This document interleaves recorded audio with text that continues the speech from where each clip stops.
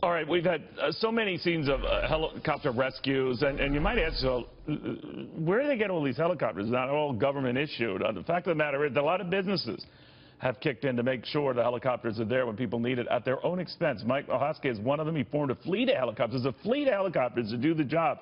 Took it upon himself to do this. No government told him to do this. No governor or mayor called him up. He did it of his own volition. He joins us on the phone. Mike, very good to have you.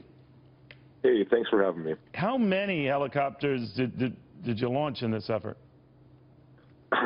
Between 5 and 6. So it's 5 on one day, 6 on another, and today we have another 5 out there. And where are they dispersed, Mike? Right now we're focusing on the Orange County and Vidor, Texas area. That place, I think, is ground zero right now.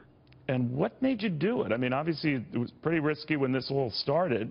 Still is, you could argue. I mean, this is not easy work or danger-free work. But steer me through how it all began.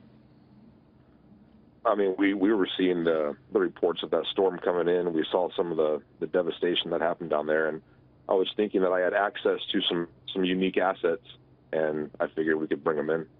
All right, so what did you use the helicopters for?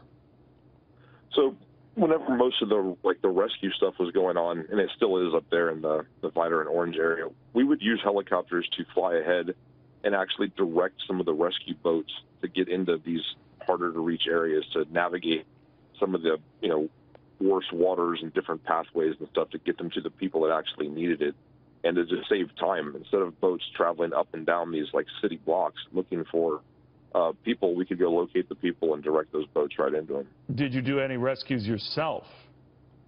No, we didn't. We're really not set up to do that kind of thing. So the pilots and the others you recruited, were they from your company, outside, both? These were guys that we work with that are friends of ours in the industry, and I called them up, and they were quick to get on board. And I had originally recruited two helicopters. By the time I got to the airfield, there was a third helicopter waiting. And then once the word got out, more helicopters started coming in. I mean, today we have fixed-wing aircraft coming in to get supplies to Orange. Amazing. How's it looking now? I mean, you hear from everyone that things are, and they emphasize slightly stabilizing now. Flooding is still obviously a pressing concern. Reservoirs are getting breached, pressing concern. But what are you seeing and your guys are seeing from the air? The Orange and Vidor and Beaumont areas, the situation is critical.